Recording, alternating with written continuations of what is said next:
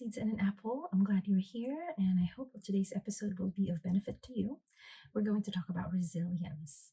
Marami actually different types of resilience. So una, dyan yung physical resilience. This is our ability to bounce back kapag nakakasakit tayo, being able to take care of our bodies, exercise, all those good things para healthy tayo. The other one will be spiritual resilience. Ito naman yung relationship natin with a higher power, to God or the universe, and our ability to keep good spirits despite mga challenges sa buhay natin. Another is social resilience. Ito yung pagkakaroon natin mga kaibigan, mga relationships, being able to engage with other people. So that's social resilience. Another is our mental and emotional resilience. Mentally, this is where we actively engage our brain. Gumagawa tayo ng mga exercises or activities, behaviors na keeps our brain going, keeps us cognitively well. Halimbawa, yung iba, they do word puzzles. Others, continue to read, discover things that will help their brain to be actively engaged. Sa emotional resilience naman, this is our ability to be able to move forward, being able to dream, continue to work on ourselves, yung inner work na tinatawag.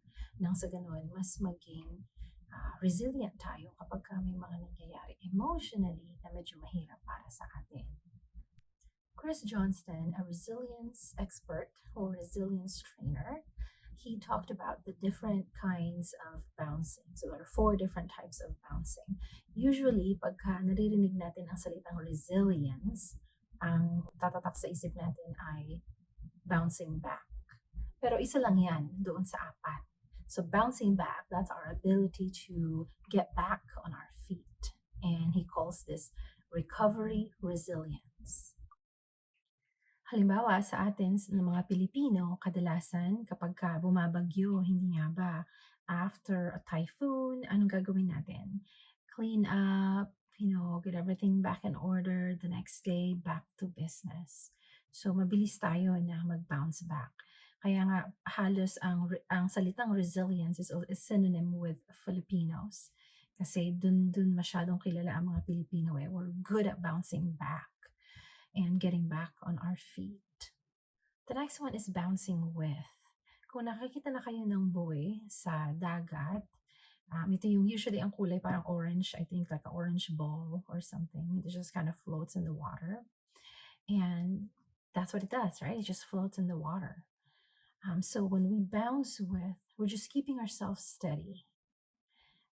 Hindi tayo nadadrag away or you're not sinking, but you're just keeping yourself steady. You're just kind of being one with the water. Kung ano man yung agos or yung daloy ng tubig, you just kind of stay there, just kind of go and bounce with. Okay? So, ang tawag dito ay adaptive resilience. So, you adapt. So, kung ano yung tubig, you just adapt. Kung malakas yung alon, then you just kind of adapt. In real life, paano natin ito nagagawa? Ano yung tinatawag na adaptive resilience? Adaptive resilience is our ability to thrive and remain productive despite life's challenges. Ito yung kahit na mahirap ang buhay, we remain true to what our values are. It's radical acceptance. Being able to embrace reality as it is instead of continuing to fight it. It's our ability to accept what's happening at the moment, that there's nothing much we can do about what's going on, but we can definitely have something we can do about our attitude and how we can view or how we view the situation. So yun yung adaptive resilience. Again, being able to just kind of bounce with and continue to thrive. Parang yung buoy, hindi naman mababago ng buoy yung alon, hindi nga ba? Pero what it could do is to just bounce with the waves. The other type of bounce is called bouncing forward. This is also called a transformative resilience. Parang yung butterfly, it doesn't become a beautiful butterfly. Hindi manggagaling muna siya sa eggs, becomes a caterpillar, and a pupa, and then a beautiful butterfly. And it transforms. Yun yung tinatawag na metamorphosis. With bouncing forward, you learn new things and new ways to arm yourself so that you can survive and thrive. Just like a metamorphosis, then you transform. You become something else. You become something new, a new being. Hindi ba nga kapag nasasaktan tayo, may mga breakups, or other hardships in our life, sometimes it helps us to become more compassionate, more loving, more understanding, less judgmental, and we have a better view of the world.